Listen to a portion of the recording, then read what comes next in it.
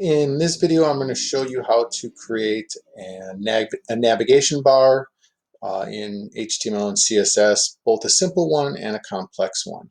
I've already set this up, as you can see, as an unordered list, which gives us our bullet points, and I've anchor tagged my home page, my news, my contact, and a directions page for my website. Again, these are just fictitious so we can walk through this. I don't have them linked to anything over here.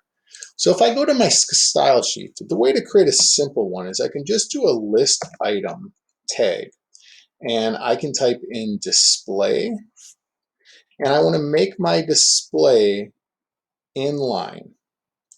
By doing an inline display, it gets rid of my bullet points, and it makes my list in line, as it says right there. So that's an easy, simple way to do a navigation bar.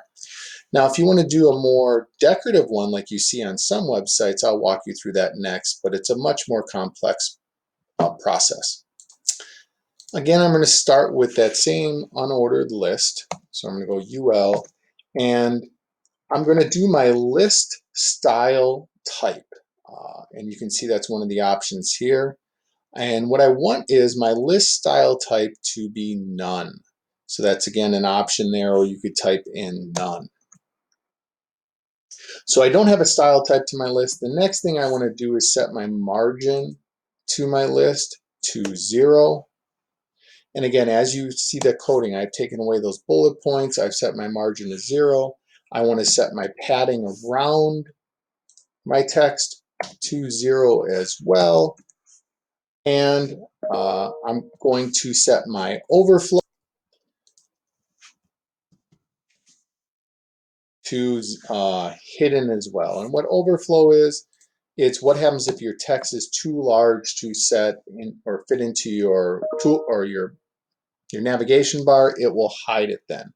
My background color for my navigation bar, again, it can be anything that you choose.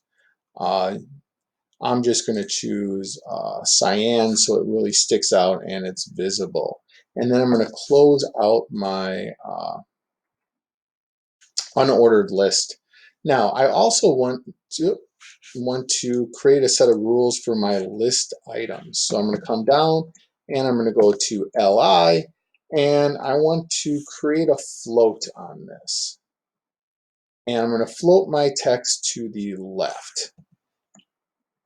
And I'm going to close out there as well.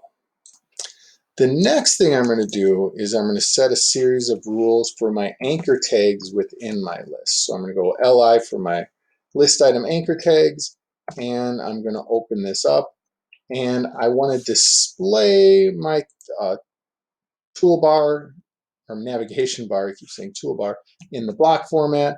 I'm going to set the color of that.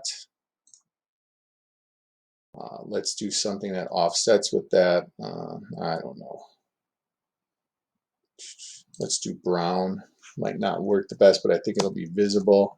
I want to align my text to the center. The padding is how much of padding I want around my my boxes. Let's go 14 pixels by 14 pixels. And again, we can always come back and adjust that. And I'm going to get rid of all my text decoration. So I'm going to set that to none in my rules. And then I'm going to close out this set of rules for my list items. Now I've refreshed and saved, and you can see I now have my toolbar. I have that black background to it, which then allows me, or that cyan background and those brown letters into that background. The next thing I can do is I can create, what happens if I hover over a list item?